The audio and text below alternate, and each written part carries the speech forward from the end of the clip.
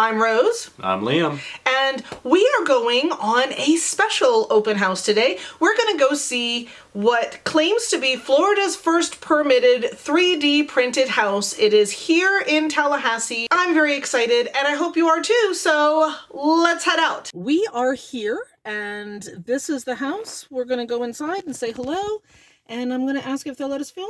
And if not, we will see you afterwards. I don't know why I'm nervous, I guess because of asking to film, but I'm excited as well. So let's head inside. Okay, so we're trying to avoid the other people who are here, but she had no problem with us filming. This is a 3D printed house. Now, Liam, come in and shoot this. This is, so there's no sheetrock. This is the concrete. So all the metal for the, light, I don't know why there's 4 light switches in this little bathroom. But so, I don't know if you could, if you wanted to sheetrock over it. I love the shower. I would do this anyway. The toilet's a little over for, I guess you could extend it and put a larger vanity here, or maybe a hamper or something, because the toilet's really close to the shower. But I love that shower, oh my gosh, this is so nice. We've got a little bit of storage up here. So my question is, how are these things hung with this stuff concrete? And I don't know if she knows. So she told us that there are pictures all through the house, and they are the way that the house was constructed. So they're images from different parts of the construction. This is what it looks like. I'm hoping you can see it. This is what it looks like under where they've smoothed over. This is how it was built. It's not mushy. It looks like it'd be mushy. It's really like, it's hard concrete. Let's take a look at the backyard. It's locked, but apparently this is a big storage area. There's a big cement patio out here. This is a nice yard. It's not too big, it's not too small, it's not too much to take care of, and yet it's nice. The chain link fence is apparently new. I would put wood there. Somebody's got a big dog. I can hear that. It's got a nice old growth tree. But yeah, this is neat. I think it would be tough to hang things, to put things like trim and things up. I don't know how you would attach things to it, but it seems like it's kind of cool. I think you'd be limited into kind of styles. I think like a modern, Liam is nodding, a modern style I think would, oh, don't do that, make people nauseous. A modern style I think would work really well. So yeah, we got a lot of noise out here, so let's head inside. Where else do you get a house? Have you ever heard of a house that was fireproof, wood rot proof? I mean, seriously. And floodproof. And floodproof. And floodproof. And they're supposed to last for 300 plus years. Yeah. Wow. It's the best construction that there is. We've been researching it. We already have a lot, so we can't buy this house, unfortunately. But we want one built that's out of concrete, like 100%. And we were sold on the historic homes our whole life. Like, that's all we've ever had. But now we're like, no, makes sense. It's like a bunker on the ground. One of my favorite things about the listing was no investors. The city's like, no investor, you have to say that you're going to live there. They're trying to bring families back to the neighborhood. Well, and especially at our price range, before us or after us, we're looking for more rental properties, we're looking for investors, and I'm like, that's awesome for you. Yes. But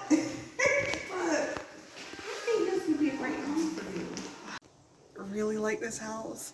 It's a little more expensive, and I don't know how you like personalize it when everything is concrete other than paint. Like, how do you put up wainscoting? How do you put up trim on the windows? How do you hang the curtains and things like that? But it's really nice. Everything is new. All of the appliances, including a state-of-the-art washer dryer.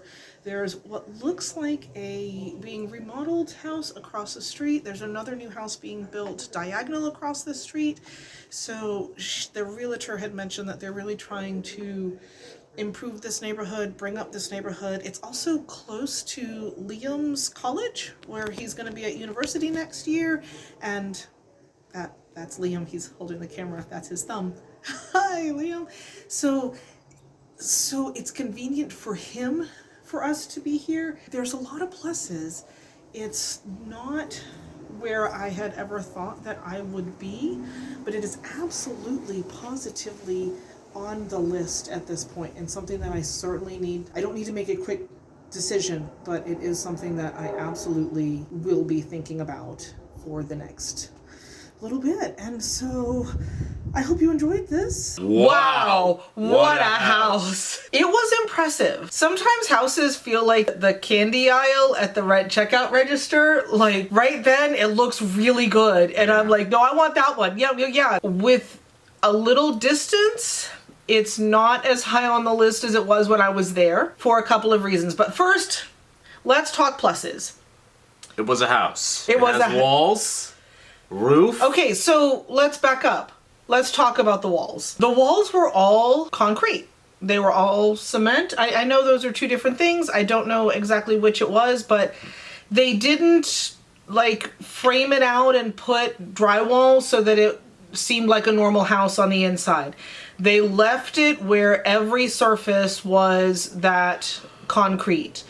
And the closet, that's what the house looked like before they smoothed it. So they did smooth it. The rows and rows of marshmallow fluff is what it looked like before. So they smoothed it out, but this was my big thing with it being all concrete.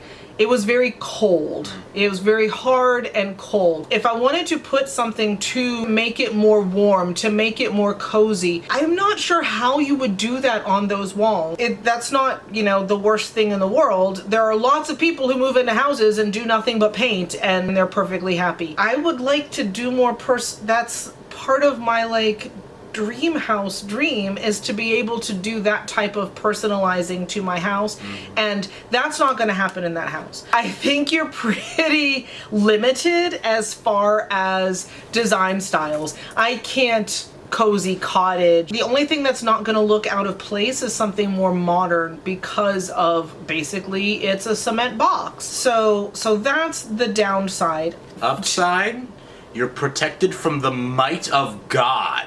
Yes. You're flood-proof, you're fire-proof, you're hurricane-proof, probably tornado-proof, probably neighbor-proof, raccoon-proof, dog-proof, cat-proof, even rat-proof, and likely even proof from me. And I'm a threat to your home specifically, pal. Yes, and you're also soundproof. And soundproof. Yeah. Inside with the doors closed, you could hear nothing. Remember, we were outside and we went in because there is what sounded like a very large dog barking incessantly, either next door or two houses down. It was 2 houses. And inside you heard nothing. It was silent. Not a thing. So it's super insulated. It was very closed in. And as she told us, like you said, fireproof, hurricane-proof, windproof, flood-proof. If it floods, you might have to replace the flooring, but your walls are just fine. You just wait for them to dry out and then you're good to go. It's very sturdy. It's going to be standing for, I think she said 300 years. Yeah. Now, how they would have tested that, I have no idea. But that's all what theoretical. Yeah, but that's what she said. So yeah, you are protected even against the wrath of Liam. You are God safe. could step on it like a Lego and weep. Okay, so And weep.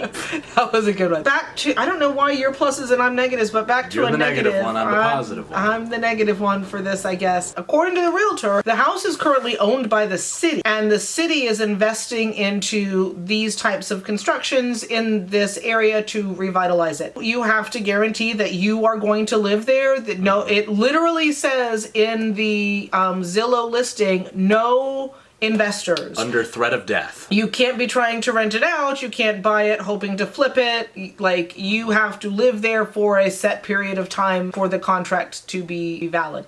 And so that's a good thing. But they're at the early stages of revitalizing the neighborhood.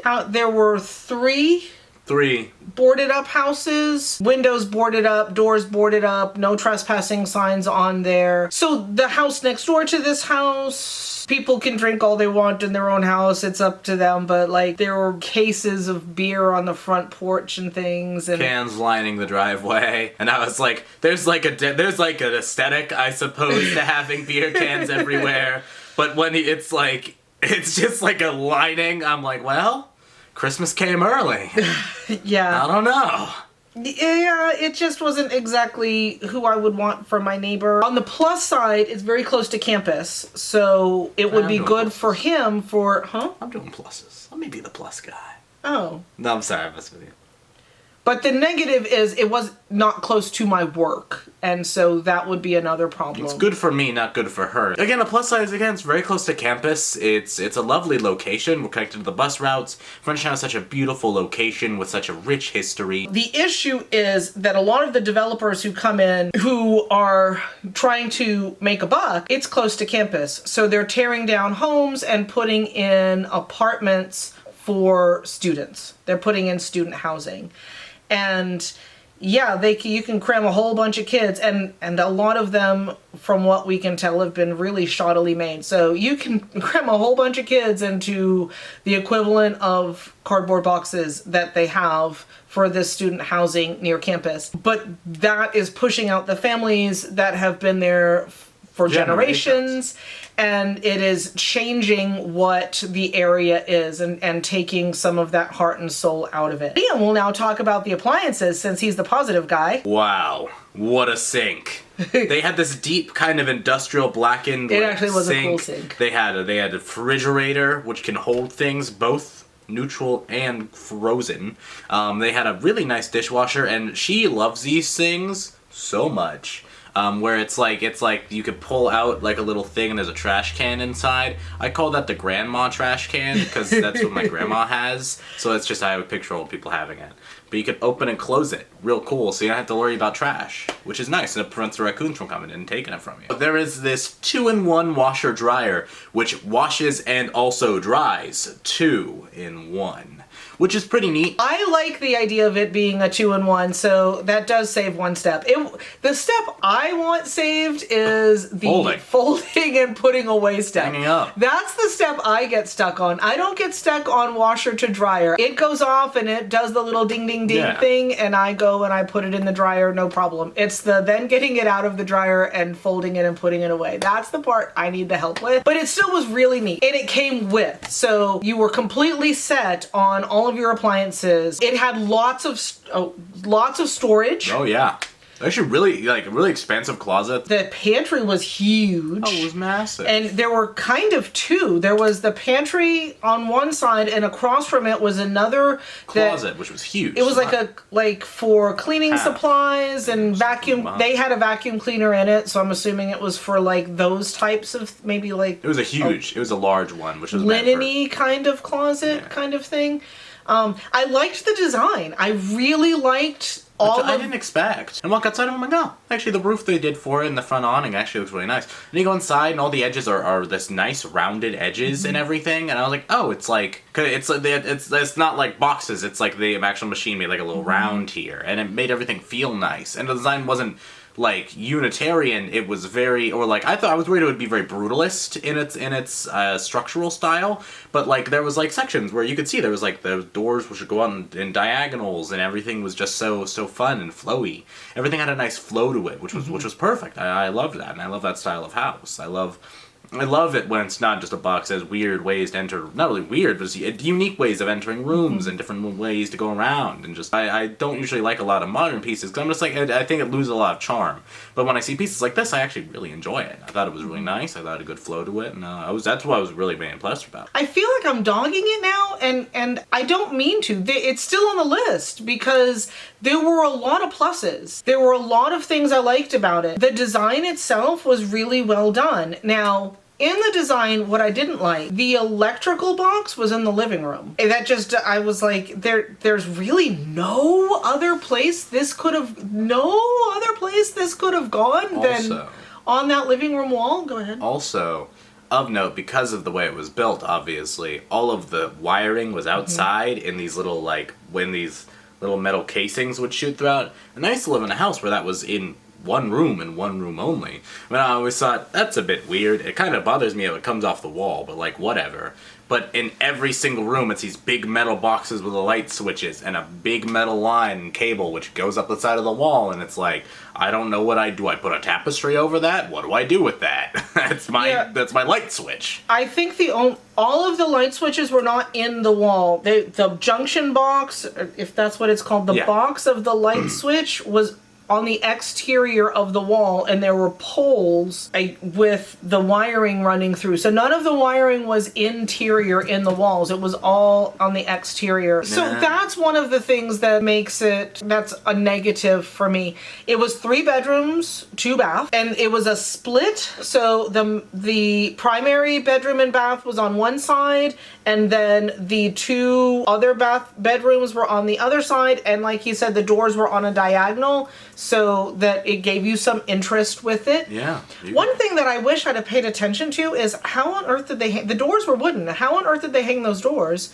with everything being concrete? Because that would solve the whole, how do I add anything else wood? How do I hang anything? I would have to do it however they did those doors. But yeah, I liked the colors that they chose. The flooring was beautiful. The colors for the cabinetry and all of the doors, gray blue. Yeah.